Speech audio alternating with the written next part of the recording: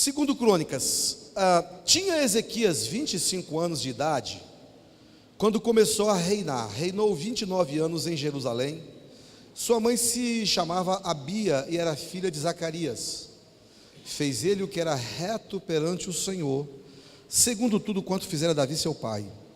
No primeiro ano do seu reinado, no primeiro mês, abriu as portas da casa do Senhor e as reparou. Trouxe o sacerdote e os levitas, ajuntou-os na praça oriental e lhes disse: ouvi-me, ó levitas, santificai-vos agora e santificai a casa do Senhor, Deus de vossos pais. Tirai do santuário a imundícia, porque nossos pais prevaricaram e fizeram o que era mal perante o Senhor nosso Deus, e o deixaram, desviaram o seu rosto do tabernáculo do Senhor, e lhe voltaram as costas. Também fecharam as portas do pórtico, apagaram as lâmpadas, não queimaram incenso, nem ofereceram holocaustos nos santuários ao Deus de Israel. Pelo que veio grande ira do Senhor sobre Judá e Jerusalém, e os entregou ao terror, ao espanto e aos assobios, como vós os estáis vendo com os próprios olhos. Porque eis que nossos pais caíram à espada, e por isso nossos filhos, nossas filhas e nossas mulheres estiveram em cativeiro. Versículo 10, preste bem atenção. Agora estou resolvido a fazer aliança com o Senhor, Deus de Israel, para que se desvie de nós o ardor da sua ira. Eu quero começar pelo final, versículo 10. Agora estou resolvido a fazer aliança com o Senhor. Amados, que o Senhor abençoe no seu coração essa palavra, e que você possa sair daqui marcado com ela nessa noite, que ela possa te incomodar e fazer com que você tenha o seu coração resgatado neste ano dos recomeços. Nós terminamos aqui a leitura quando Ezequias lança essa palavra altamente desafiadora, porquanto disse ele: agora estou resolvido fazer aliança com o Senhor. Quando uma pessoa resolve alguma coisa, é porque ela entrou em algum processo de decisão. Ninguém resolve nada sem antes racionalizar alguma coisa. Ninguém chega assim e fala: pronto, eu vou resolver uma coisa. Alguém que resolve alguma coisa é porque antes pensou naquilo como motivo de necessidade para que resolvesse ou não. Então, quando alguém diz assim: eu estou resolvido, é porque ela já chegou à conclusão de que aquilo precisa ser feito, que aquela decisão precisa de ser tomada. Então aqui nós vamos estudar um pouquinho esse texto agora, e vocês vão ver o porquê que ele chegou a esse ponto, em que ele tomou a decisão de definitivamente resolver essa situação com Deus. E que isso seja inspirador para mim e para você nessa noite, a fim de que possamos também sair daqui nessa noite resolvido a renovar com Deus a nossa aliança. Este ano em que entramos com essa proposta e com esse propósito de declaração de fé, que será o ano, ou que está sendo o ano dos recomeços, irmãos, para que você recomece alguma coisa, você precisa resolver primeiro acerca disso. Não tem como você recomeçar nada se você não resolveu. E se você quiser recomeçar sem primeiro ter resolvido, você estará fadado ao fracasso na primeira oportunidade. Tem muita gente que recomeça alguma coisa e daqui a pouco ela fracassa, não dá certo. E por que não dá certo? Exatamente porque ela não tinha bem resolvido dentro dela esta questão. E tem coisa que, se você não resolver bem resolvida dentro de si, você pode ter autocomprometimento mais adiante. Então que essa noite seja uma noite oportuna para você, de uma vez por todas, dizer como disse Ezequias: agora eu estou resolvido. No caso dele agora estou resolvido a fazer aliança com o nosso Deus, para que Ele se desvie, para que desvie de nós a sua ira, o seu furor e etc e tal. Nessa noite eu creio, irmãos, que tem pessoas aqui, e não uma, nem duas, nem três somente, senão todas, mas eu sei que tem muita gente aqui que nessa noite está precisando resolver algumas coisas com Deus. Algumas decisões você precisa de tomar. E você, quem sabe, não deve sair daqui nessa noite sem ter resolvido isso no seu interior. Salomão disse que a esperança que se adia faz enfermar o coração. Você já viu quando você precisa tomar uma decisão e não toma, porque você não tem essa certeza, ou porque não chegou a hora de tomar? Você já viu como que um certo tipo de angústia ou de ansiedade começa assim a cercar a sua alma? E você sabe que você vai ter que tomar essa decisão, você sabe que você precisa resolver isso, mas você vai protelando, vai procrastinando, vai demorando, vai empurrando, e você vai, mas eu sei, eu vou resolver, mas não resolve, e aquele negócio vai se tornando uma angústia, vai se tornando uma ansiedade, vai se tornando uma coisa ruim dentro da alma. Então, irmãos, a melhor coisa é dizer: pronto, eu resolvi, eu resolvo. E foi assim que Ezequias fez. Ele resolveu fazer aliança com Deus. Olha, se nós falamos de recomeço, é porque em algum momento parou. Só se recomeça aquilo que está parado, aquilo que foi interrompido, aquilo que foi abortado por algum tempo. E nós vimos justamente esse quadro aqui nessa leitura, gente, porque veja bem o que aconteceu. Aqui diz no versículo 1, que logo que Ezequias assumiu o reino, ele tomou as provisões, e tomou as providências, para que a situação caótica que estava, o serviço sacerdotal e o serviço templário, estava uma situação altamente caótica. Aqui fala que estava cheio de imundícia o santuário. O negócio estava feio, o negócio estava podre lá dentro. Por quê? Porque o rei antecessor, que era o rei Acás, aqui no caso, foi um rei que não andou nos caminhos do Senhor, não fez o que foi bom aos olhos de Deus. Ele foi um daqueles reis que ocupa aquelas categorias de reis ruins, sabe aquelas categorias de reis ruins? Collor, Sarney, Temer, sabe, então assim, aquela dinastia ruim, de reis que só fizeram mal para a nação. E aí, queridos, ficou em estado deplorável o templo. Os sacerdotes já não ministravam mais, não tinha mais ministração no templo, não tinha serviço sacerdotal. Os levitas já não moviam uma palha mais no templo. O serviço dos levitas se perdeu completamente. Os levitas não trabalhavam mais. Os sacerdotes já tinham cruzado os braços. O santuário estava uma imundícia. Isso significa que eles desprezaram as coisas de Deus. E por conseguinte, desprezaram Deus. Gente, feliz é a nação cujo Deus é o Senhor. Esses poucos dias aí de governo que nem começou direito, vocês não têm ideia de um tanto de coisa que já aconteceu por aí no Brasil, de bom. Porque o Bolsonaro é um bom homem? Sim, ele é um bom homem, não tem dúvida, ele é um homem muito simples, muito tranquilo, muito pacato, até demais. Mas não é por causa de Bolsonaro, é porque decidiu-se no Brasil que agora é a hora de Deus ser Senhor dessa nação. Bolsonaro foi muito feliz quando ele colocou João 8,32, e conhecereis a verdade, e a verdade vos libertará, como seu tema de campanha, e aquele negócio de Deus acima de tudo, e Deus acima de todos, aquele negócio, esse negócio parece que, esse negócio agradou o coração de Deus. Então nós vamos ver dias melhores da nossa nação brasileira.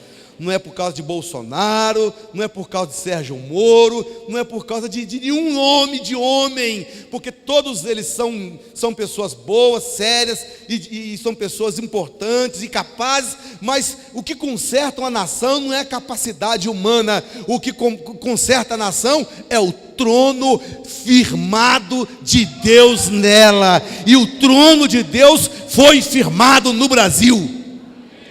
Só temos que continuar orando para isso, continuar temendo a Deus e deixando Deus agir. Então, meus queridos, o rei Acaz fez mal, desprezou Deus, e agora nós vamos começar a fazer uma discorrência. Quais foram as coisas más que foram feitas, praticadas, e nós vamos tirar dessa ilustração aqui, como ilustração, e nós vamos fazer uma aplicação espiritual, como isso tem a ver com a gente, no espiritual. Vocês estão prontos? Amém? Então a primeira coisa que nós vamos fazer é voltar os nossos olhos para o versículo 6. Vamos lá. Porque nossos pais prevaricaram, fizeram o que era mal perante o Senhor nosso Deus, e o deixaram, e desviaram o rosto do tabernáculo do Senhor, e lhe voltaram as costas. 3 coisas aqui ruins aconteceram, presta atenção. Primeiro, deixaram Deus. Segundo, tiraram os olhos do tabernáculo. O tabernáculo, irmãos, é o símbolo da morada de Deus. Quem via o tabernáculo, via o lugar onde Deus se manifestava. Os irmãos entendem isso? E a terceira coisa que fizeram, e lhe voltaram as costas. Preste atenção nisso. Se você quiser ter sucesso na sua vida, essas 3 coisas precisam ser observadas. Primeiro, se está deixando a Deus, volta para Deus. Segundo, se está ignorando a morada de Deus, volta os seus olhos para ela. Terceiro, se você tem dado as costas para Deus, toma providência e conserta a situação. Irmãos, não tem nada melhor e mais importante do que você andar em comunhão com Deus. Deixa eu te falar uma coisa, queridão. Você pode passar o que tiver que passar, a magrela que for da vida que você tiver que passar. Se Jesus passar com você, você vai ter a sensação de conforto o tempo todo. Mas você pode passar o conforto que tiver que passar, o melhor deles. Se você passar não ao lado de Deus, no conforto, você vai sentir mal-estar e a sensação da escassez no conforto. Deserto com Jesus tem sabor de oásis. Oásis sem Jesus tem sabor de deserto. Não adianta, a nossa autossuficiência não vai resolver nada, gente. A nossa capacidade não resolve nada. Tem muita gente que está sofrendo porque está andando na força do seu braço, da sua capacidade. Aqui diz, irmãos, deu as costas para Deus.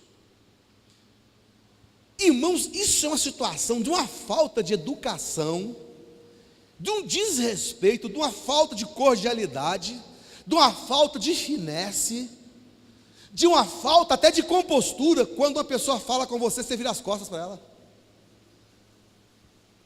Imagine você falando: pois é, pastor, mas o negócio é o seguinte, lá, lá, lá, lá, lá, lá, lá, lá, lá, lá. Gente, fala a verdade, até irrita a gente isso. Se você não tomar cuidado, você... Ô fulano, eu estou falando com você.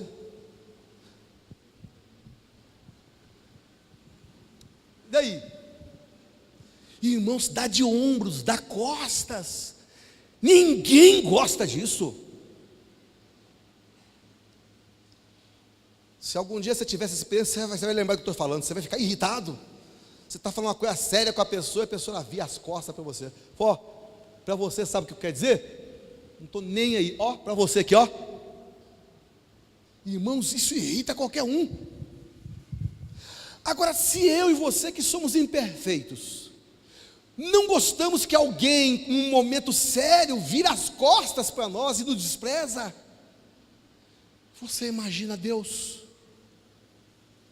Mas o texto é muito claro, deram as costas para Deus. Deixa eu ver se eu acho uma passagem aqui para mostrar para vocês, quer ver? Como é que esse negócio é muito sério?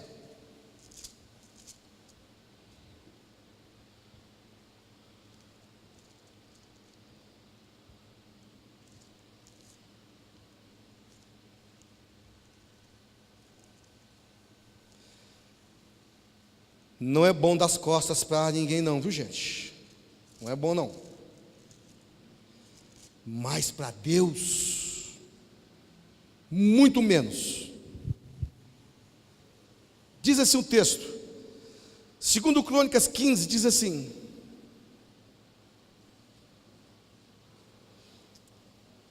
veio o Espírito de Deus sobre Azarias, filho de Odede, e esse saiu ao encontro de Asa e lhe disse: ouvi-me, Asa, e todo Judá e Benjamim, o Senhor está convosco, enquanto vós estáis com ele.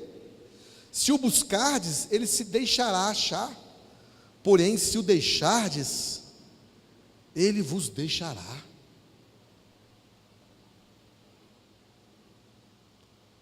Versículo 3: Israel esteve por muito tempo sem um verdadeiro Deus, sem sacerdote que o ensinasse sem lei. Versículo 4: mas quando na sua angústia eles voltaram ao Senhor Deus de Israel e o buscaram, foi por ele achado. Então como é que a coisa funciona com Deus? Funciona assim: Ele não vai te obrigar a ficar com Ele, nunca. Se tem um ser que é um gentleman, que é um cavalheiro, que é uma finesse de pessoa, é Deus, Jesus. Jesus é tão fino, irmãos, que até para entrar no coração de uma pessoa, ele bate na porta primeiro. Ele diz: eis que estou à porta, e bate a porta. Se alguém ouvir a minha voz e abrir a porta, eu entrarei. Ele não violenta ninguém, ele não chuta a porta. Então com Deus funciona assim: se você quiser Deus, Ele vai se revelar a você. E se você quiser Ele muito, Ele vai se revelar muito a você. E se você se apaixonar por Ele, Ele vai se doar muito para você. O quanto de fome você tiver de Deus, Ele vai se manifestar a você. Mas se você loucamente resolver deixá-lo, Ele vai permitir que você o deixe. E vai chegar uma hora que você vai sentir uma angústia tão grande por isso. Aqui diz o texto, mas quando na sua angústia eles voltaram ao Senhor, Deus de Israel, e o buscaram, foi por eles achado. Então, irmãos, esse vazio que muitas vezes bate na sua porta, essa tristeza que nunca preenche com nada na porta do seu coração, que você sente um vazio existencial, quem sabe não é a falta da revelação de Deus para você. Busca Ele, porque se você buscar-me-eis e me achareis, quando me buscardes de todo o vosso coração.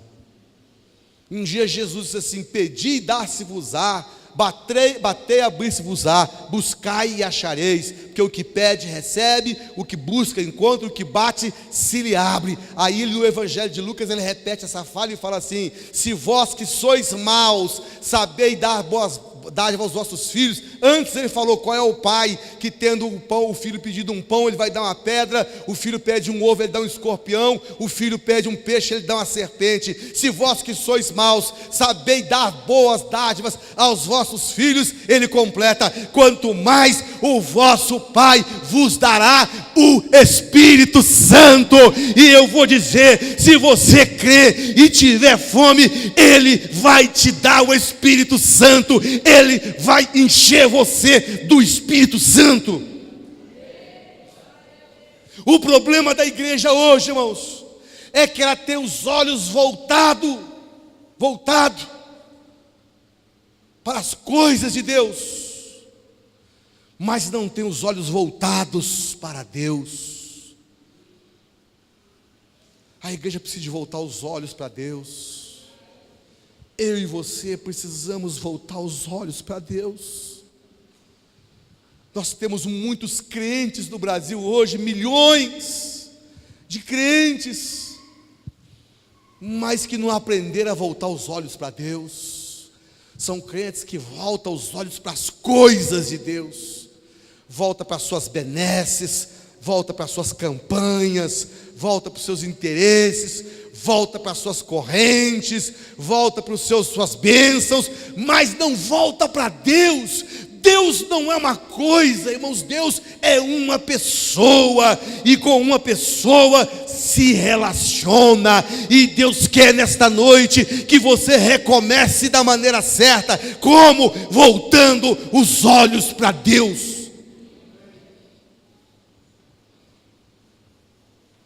Vamos voltar os olhos para Deus, gente.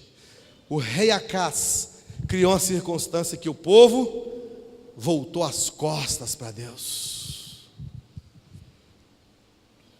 Não há, queridos, quem busque a face de Deus e não tenha a resposta de Deus. Este ano de 2019, Deus vai revolucionar a vida de algumas pessoas aqui. Aqui na igreja nós vamos experimentar um crescimento maravilhoso. Deus vai revolucionar a vida de algumas pessoas aqui. Sabe por quê? Porque essas algumas pessoas às quais me refiro são pessoas que decidiram voltar os olhos para Deus. Deus é uma pessoa. Deus não é uma coisa.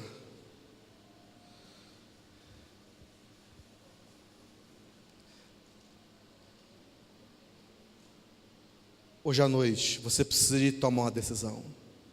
Precisa de resolver fazer aliança com Deus. Eu tenho, irmãos, um discernimento claro nessa noite. Que tem gente aqui que vai ficar irreconhecível esse ano. Aleluia. Tem gente aqui que vai ficar irreconhecível esse ano.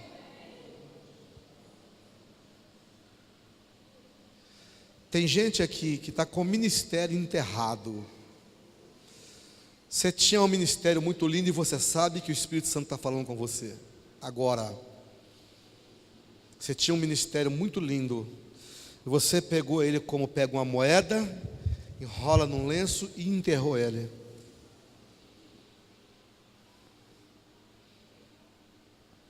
Hoje, Deus começa um tempo novo na sua vida. Tem gente aqui nessa casa que Deus tem saudade do som que você fazia para adorá-lo. Oh, aleluia. Cadê a harpa que você abandonou? Você encostou a harpa, você está fazendo exatamente como o rei Acás fez, encostou os instrumentos lá. E a sua harpa está cheia de fuligem, sua harpa está cheia de mofo, que você encostou. E Deus nunca mais ouviu esse som que saía da sua boca ou saía dos seus dedos. Cadê esse som?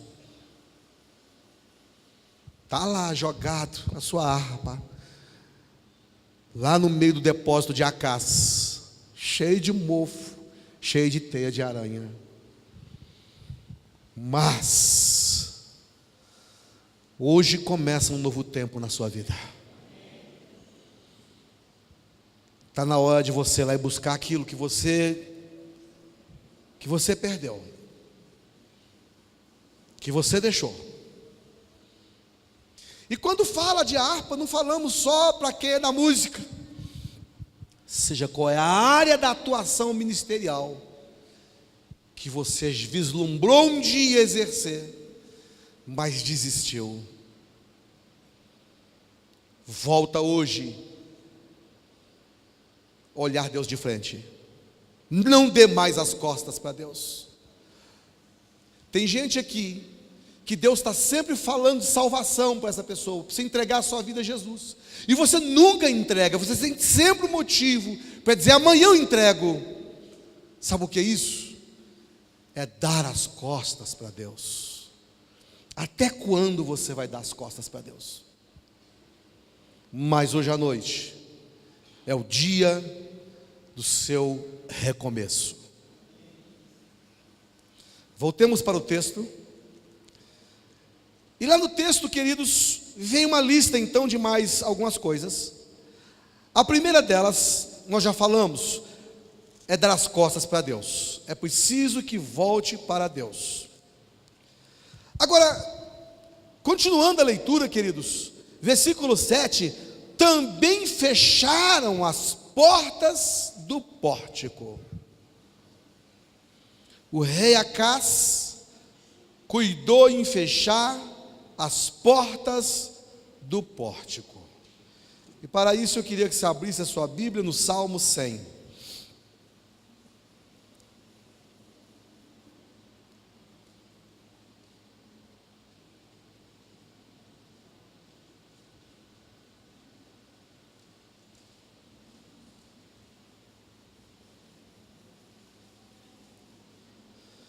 Versículo 4 do Salmo 100.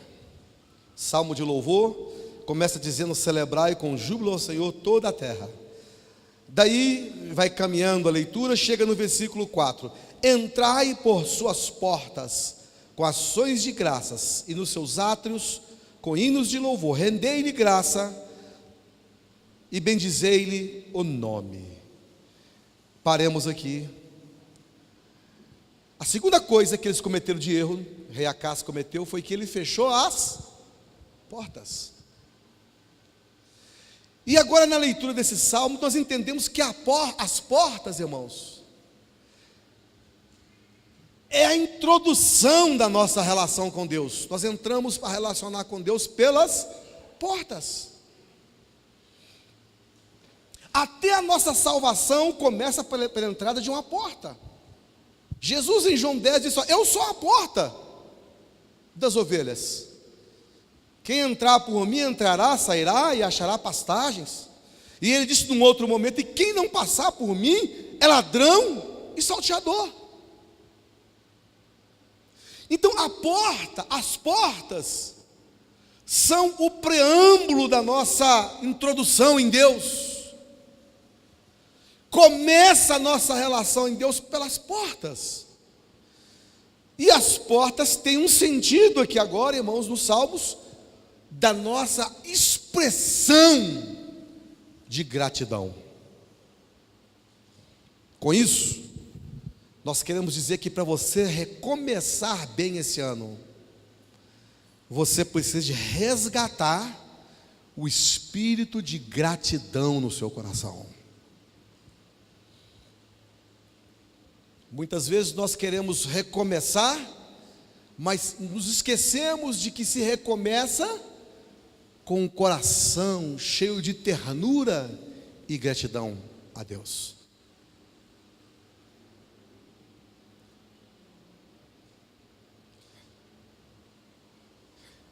É interessante que até Paulo escrevendo aos Filipenses,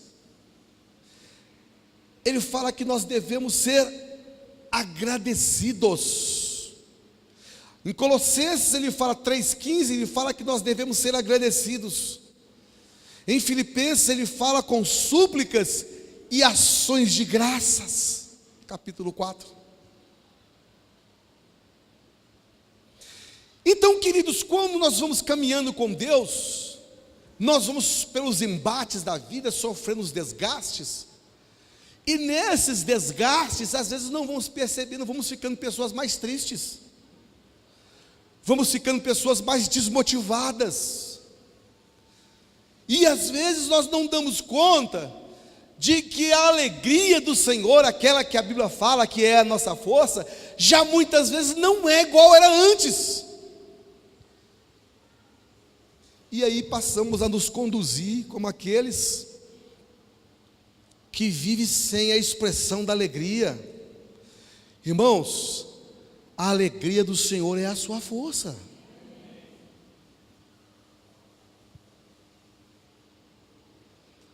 Essa noite Deus te deu um batismo de alegria.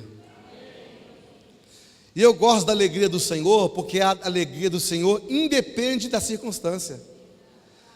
Porque a alegria natural, ela é produto de circunstância. Quem que é promovido a diretor da companhia e o salário aumenta 10 vezes mais, vai ficar triste? Qualquer mortal solta foguete. A viagem dos sonhos. Alguém chega para você e fala: o que você fez nas próximas férias? Ah, não sei, eu estou orando, estou pensando. Não, porque eu estou querendo te dar um pacote.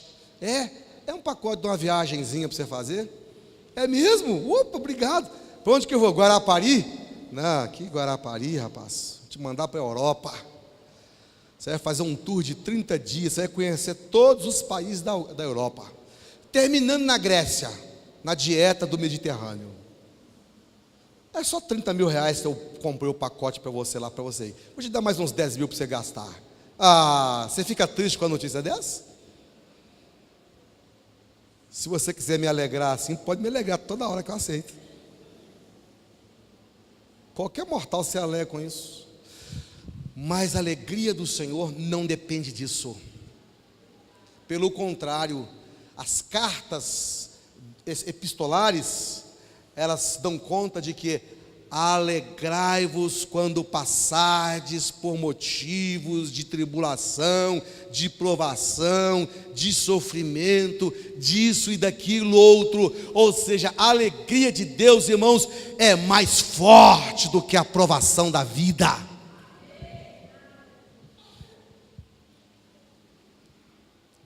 Então, queridos, para que essa alegria retorne ao seu coração, ao domicílio da sua alma, para que essa alegria volte, restaura as portas, restauração de graça, gratidão no seu coração, porque o rei Acás fechou as portas. Volta lá para o texto, o que mais aconteceu? Que Acás fez de errado. Fecharam as portas do pórtico, apagaram as lâmpadas. Irmãos, as lâmpadas não podiam apagar jamais. As lâmpadas eram assim alimentadas com azeite assim diuturnamente. As lâmpadas não podiam apagar. E aqui as lâmpadas estavam apagadas há muito tempo. Nem funcionava mais lá o castiçal. Já está tudo entupido de fuligem, de teia de aranha. Estava tudo apagado. E aí, queridos, a gente começa a pensar o que significa as lâmpadas. Bom, as lâmpadas podem significar muita coisa, como por exemplo, nosso testemunho. Nosso testemunho é um significado das lâmpadas, porque Jesus falou: brilhe a vossa luz diante dos homens. Então, quando nosso testemunho está apagado, significa que as lâmpadas estão apagadas em nós. Mas eu não queria bater nessa área, nessa direção. Eu queria chamar a atenção de vocês para o Salmo 119. Nem precisava de ler, que vocês já conhecem Salmo. Mas vamos ler, né, gente? Vamos ler, não custa nada. Salmo 119, versículo 105. Alguém lembra o que está escrito lá? Repitam comigo: lâmpada para os meus pés é a tua palavra e luz para os meus caminhos. Oh, glória a Deus. Então, irmãos, apagar as lâmpadas é apagar a revelação. E eu vou dizer uma coisa para vocês: tem muita gente por aí que já perdeu a revelação da palavra. Tem gente que nem lê mais Bíblia. Ai, ai, ai. Tem gente aqui que já tem muito tempo que é crente, nunca leu a Bíblia toda. Como é que pode um negócio desse? Como é que pode uma situação dessa? Queridos, nós temos tempo para o WhatsApp, nós temos tempo para Facebook, ainda tem mais uma perda de tempo com o Instagram, ou com o Twitter, ou com não sei mais o que cada dia inventa um negócio. Mas nós não temos tempo para ler a Bíblia. Esse tempo é difícil, né? Nós temos tempo para assistir televisão, Netflix, ó, um filme atrás do outro, em espanhol, inglês, italiano, tudo quanto é língua que você quiser. Mas nós não temos tempo para estudar a Bíblia. Esse tempo não tem. Viu, Davi? Não tem. Não aparece esse tempo para ler a Bíblia. Como é que vai ter revelação desse jeito? Como é que vai ter revelação sem convívio com as Escrituras? Gente, eu vou falar uma coisa para vocês. A Bíblia não é um livro comum, não. A Bíblia é o livro dos livros. Já teve dia de eu estar com a dor de cabeça que eu não aguentava mais, explodindo a cabeça. E eu falei, eu não vou nem ler Bíblia, porque eu não aguento nem de olhar para a parte da Bíblia. Ah, quer saber? Eu vou tentar ao menos. E abri a Bíblia na marra, e comecei a ler a Bíblia na marra. E as letras da Bíblia parece que saltaram das páginas e caíram dentro de mim. E quando eu assustei, a dor de cabeça se foi.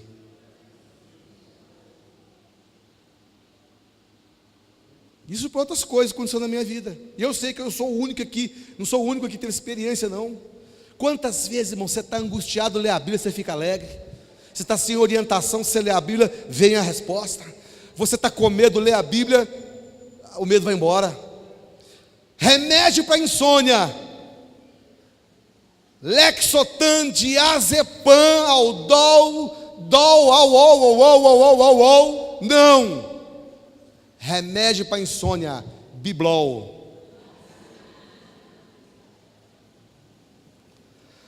Toma uma dose de 4. Quantas miligramas, pastor? 4 de Salmo. 4 de Salmo. Em paz me deito e logo me pego no sono, porque só tu, Senhor, me fazes repousar em segurança. Tá com insônia, não durmo. Abre a Bíblia, Salmo 4. Leia uma vez, lê 2 vezes, lê 3 vezes, lê 4 vezes. Daqui a pouco você não lê mais, porque você dormiu. A corda caída em cima de você, ou do lado da sua cama. Sabe o que é isso, irmãos? A palavra de Deus tem poder. Mas não lê. Diz que tinha uma irmãzinha que reclamava com o pastor que está sempre faltando as coisas para ele em casa. Falei, irmã, mas lê a Bíblia, Salmo 23, Senhor meu pastor, nada me faltará. Lê os Salmos, Davi disse que já fui moço, hoje sou velho, toda a minha vida nunca vi um justo desamparado, nem sua descendência mendigar um pão. Jesus disse, não preocupa com o que haver de comer e beber, que o Senhor te dá isso, nem com o que haver de vestir. A Bíblia está cheia disso. Paulo disse aos Filipenses que o nosso Deus vai suprir cada uma das nossas necessidades em Cristo Jesus. Irmã, então, não pastor, mas eu leio tudo que o Senhor fala, mas não muda nada. Um dia o pastor foi na casa dela, fez uma visita para ela, e aí conversando com ela, e aí irmã, como é que está a situação? Ah, pastor, está do mesmo jeito, não muda nada. Irmã, tem um troço errado, irmã. A irmã está lendo a Bíblia? Leio. Então tá bom. Pega a sua Bíblia lá. Ela foi lá, demorou um pouquinho, que ela acho que estava limpando a Bíblia, né? Tirando o pó da Bíblia. Depois ela trouxe a Bíblia e entregou para o pastor. Aí o pastor falou assim, tem lido mesmo? Claro que eu tenho. Ah, então tá bom. A irmã busca um copo com água, por favor? Claro, pastor. Ela foi buscar. Quando ele buscou, ela foi buscar água, ele botou alguma coisa dentro da Bíblia dela, numa certa passagem. Aí ele tomou a água, conversou com a irmã. Então a irmã leia a Bíblia. Irmã, leia o Salmo 23. Leia pelo menos 2, 3 vezes por dia, até entrar na sua alma. Você entendeu? Deus vai te ajudar. Se a irmã leu, tem certeza que Deus vai te ajudar. Salmo 23. Ah, pastor, pode deixar que eu vou ler. Pegou a Bíblia, entregou para ela, despediu dela, orou para ela e foi embora. Daí uma semana, voltou lá. E aí, irmã, como é que tá? Pastor, misericórdia, parece que o negócio piorou. Mas como, irmã? Não pode. Deus não te deu nenhuma provisão nessa semana. Não deu não, pastor, o negócio está difícil. A irmã leu o Salmo 23, que eu pedi para a irmã ler. Pastor, li até muito, quantas vezes? Ah, nem sei, perdi a conta. Irmã, mas tem um trem errado, irmão. Porque eu falei que se a irmã lesse o Salmo 23, Deus tinha uma bênção para a irmã.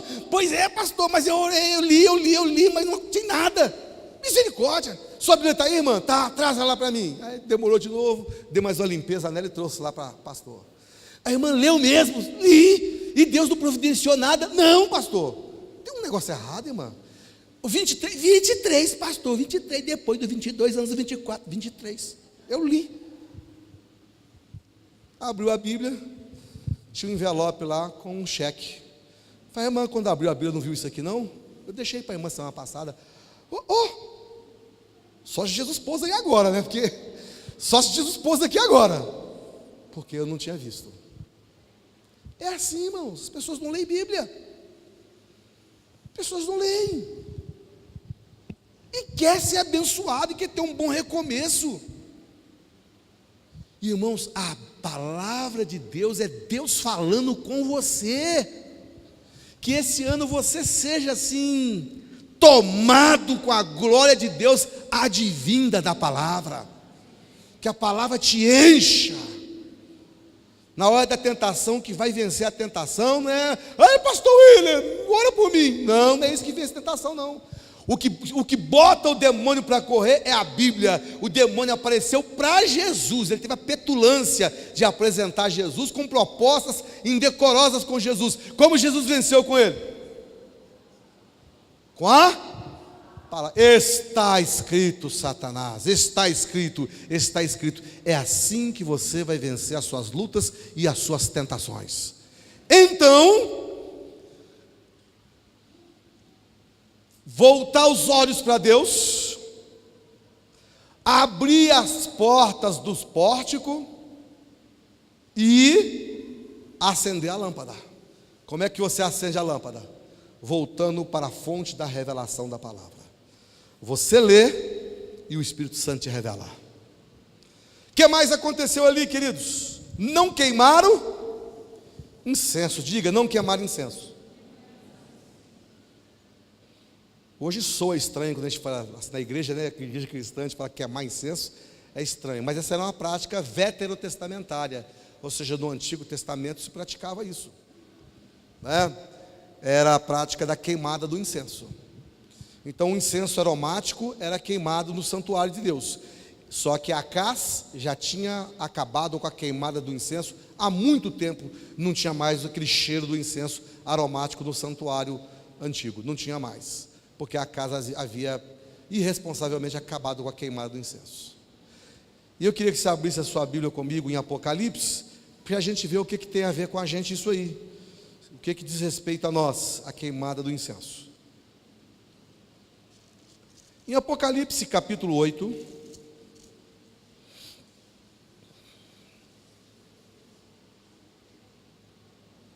versículo 3. Veio outro anjo, Apocalipse 8, 3. Veio outro anjo e ficou de pé, junto ao altar, com um incensário de ouro, e foi-lhe dado muito incenso, para oferecê-lo com as orações de todos os santos, sob o altar de ouro que se acha diante do trono. Glória a Deus, bendito é o nome do Senhor. Já deu para você entender aí o que um incenso significa? O incenso, irmãos, para nós, a aplicação dele consiste em a entrega de Deus das nossas orações. Quando a igreja ora, quando você ora, quando a gente busca Deus de verdade, irmãos, é como uma oferta no incensário às narinas de Deus. Isso significa que Deus se agrada quando você ora. E quanto mais você orar, mais você vai conseguir agradar o coração de Deus. Se isso não fosse verdade, Jesus não teria dito: orai sem cessar. Então ele disse: orai sem cessar. E Paulo reitera as palavras de Jesus aos Tessalonicenses, que nós devemos orar sem cessar. Ele fala isso. É claro que não é uma oração qualquer, irresponsável, cujo interesse das coisas materiais esteja sempre presente. Tem gente que só ora pedindo a Deus um sapato novo, uma calça nova, um vestido novo, um esmalte novo, um brinco novo, um carro novo e novo. A oração só gira em torno disso. Deus tem coisas para nos dar? Tem. Ao seu tempo? Sim. Tem prazer em nos abençoar? Sim. Um dia Jesus disse assim: até agora nada tendes pedido, pedi e recebereis, para que a vossa alegria seja completa. Ou seja, Ele tem prazer em nos abençoar. Mas, irmãos, uma oração madura, uma oração espiritual, não consiste só em buscar as coisas materiais. Uma oração saudável, adulta, uma oração espiritual, consiste em você buscar a glória de Deus sobre a sua vida. E eu quero encorajar você neste ano dos recomeços. Senhor, eu quero encher a taça, o incensário do Senhor com o incenso da minha oração, de adoração, de quebrantamento, de intercessão, a oração que agrada o teu coração. Então, irmãos, o rei Acás jogou o incensário para um lado, desprezou. E quantas vezes na igreja nós também temos feito a mesma coisa, jogamos o nosso ministério de oração para um lado e oramos muito pouco. Vocês querem ver uma coisa? É muito conhecido um crente que ora e o crente que não ora.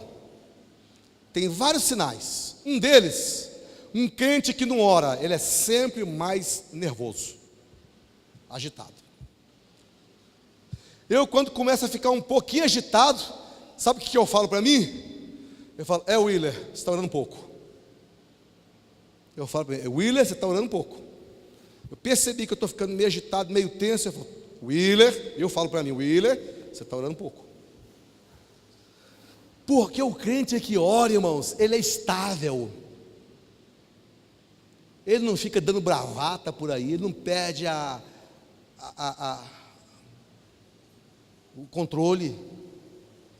Ele não é tenso, ele não é agitado, ele, sabe? Quando o negócio está pegando, ora. E quando não está pegando, ora para não pegar. Ora para não pegar.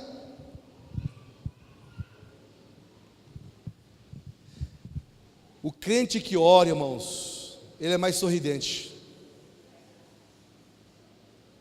O rostinho do crente que ora é assim mais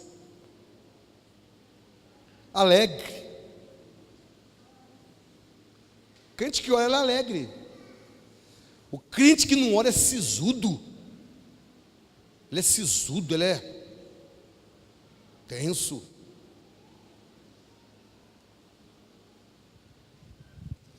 O crente que ora, irmãos, ele tem mais paz de alma. Tem um problemão para resolver. E agora, como é que nós vamos fazer? Fala: calma, irmão. Deus está no controle. Alguma coisa tem que Deus está querendo falar com a gente. Ele é assim. O que não ora: ai meu Deus, ai meu Deus, ai meu Deus, meu Deus, o que aconteceu? Como é que é? Por que isso? Ai, meu Deus, como é que vai ser? Ai, eu estou perdido, Ele está no desespero. Então nessa noite eu quero lançar sobre você uma unção de queimador de incenso.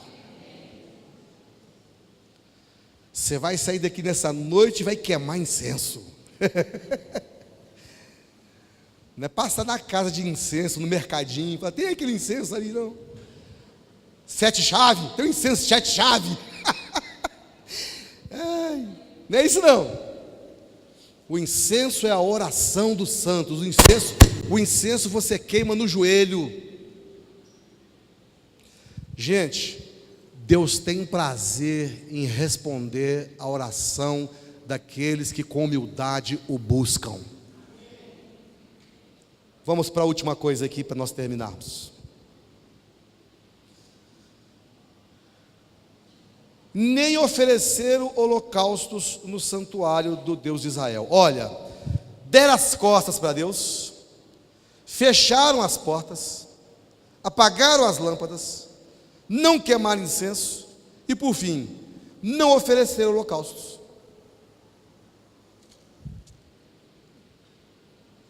Na prescrição da lei, havia vários tipos de ofertas. Havia ofertas diferentes. Tinha oferta de primícia, tinha oferta pacífica, tinha oferta de expiação, tinha vários tipos de oferta. E tinha uma oferta chamada oferta de holocausto. A oferta de holocausto, ela tinha uma singularidade em relação às demais ofertas. Tinha ofertas que o sacerdote poderia aproveitar para si parte da oferta. Por exemplo, a oferta das primícias, por exemplo, o sacerdote pegava boa parte do que oferecia no altar para ele. Aí ele podia vender e fazer um dinheiro para ele, poderia comer da família, da quem quiser. Então, normalmente as partes melhores, coxa e peito do animal, na primícia o sacerdote podia ficar para ele. Não tinha nenhum problema.